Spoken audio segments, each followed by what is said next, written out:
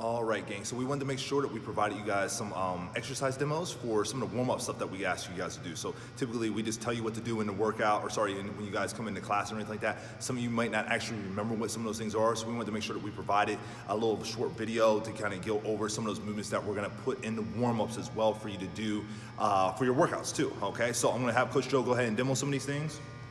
So we're gonna go ahead and we're gonna start off with the inchworm, guys. So this is the one where we're gonna start off, feet are slightly straddled. We're gonna walk out to that plank position. We're gonna do a push-up, full range of motion, walk our hands back, all the way back up. Now, if you have to go down to your knees, you can still walk back out, drop to your knees, do a modified push-up there, come back up, extend the legs back straight, and then walk your hands back up. So that's gonna be our inchworm. The next one we're gonna do is the world's greatest stretch. So this is where we tell you to go into a lunge position, right foot outside your right hand, left foot aside, left side of your left hand, and then we're going to hold that stretch, bring that left arm down to the ground, and then we're going to rotate to the ceiling, right? Trying to get some of that rotation in there as well. So that is our world's greatest stretch. You wanna do that typically 10 times on each side, but we'll make sure that we notate some of those things that we're gonna do. We got burpees as well, guys. I'm not gonna make Coach Joe do burpees. Well, she'll go ahead and know. That's my count. So we have burpees. We have mountain climbers. So mountain climbers, guys, we're gonna go back to that push-up position. Again, we're gonna then this toe tap right in front, bring that knee right in between your arms. Okay, so that is going to be our mountain climbers, all right? Plank. I'm gonna go into a plank position right here. Again, trying to keep that neutral midline here, guys. Don't want those hips to sag. Don't want the hips to go up too high in the air, right? We wanna stay in that nice neutral position. We can go into a side plank, where we rotate to the side, left and right? We're gonna hold that plank right there to the side. Again, trying to keep your shoulders, hips, and ankles all in alignment, okay? So those would be our side planks. We'd wanna do those on both sides.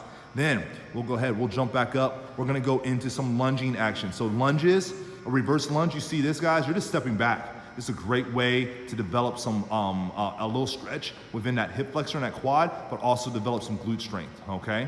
All right? From there, we also have the curtsy lunges. So curtsy lunges is a little bit different here, guys. You're actually stepping to the side a little bit, so behind and at an angle, kind of get a better view of it from here.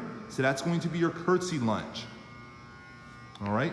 Then from there, guys, we have some other ones. We can go down, we can do a Superman on the ground. So this would be a lower back activator, right? So we come up, we're just trying to activate that back, guys. Small erector muscles that are back there, just trying to get those things to make sure that they're firing, okay? So just lifting those arms and legs up simultaneously. Then from here, team, we can go into a bird dog. Bird dog starts off in a bridge position, so knees are underneath your hips, hands are underneath your shoulders. You can extend your left arm out, your right leg back, and keep a neutral midline. You're not trying to lift your heel up in the air, you're simply kicking your heel back and extending your arms forward. This is a great exercise to help with back stabilization and get those muscles again firing. A lot of small muscle groups are back there, guys. We wanna make sure that they are activating along with the larger muscle groups, okay? And then a couple other things we can do, guys. We can jump up. We got jump squats. We got air squats, obviously, but we can go into a jump squat where you go into an air squat and you just slightly hop, just get a little plyometric explosive movement in there. And then last but not least, guys, if you have a broomstick or a PVC pipe, or you wanna go to Home Depot and get a PVC pipe, you can do that, but broomstick will work just as well. We got our shoulder pass-throughs, right? We got our around the worlds. We have our good mornings. So put that bar in the back rack position, hinge at the hip, soft knee, come down to as close to parallel as you can, or before you notice yourself start to round, keeping that nice back flat position, and then activate the glutes on the way up.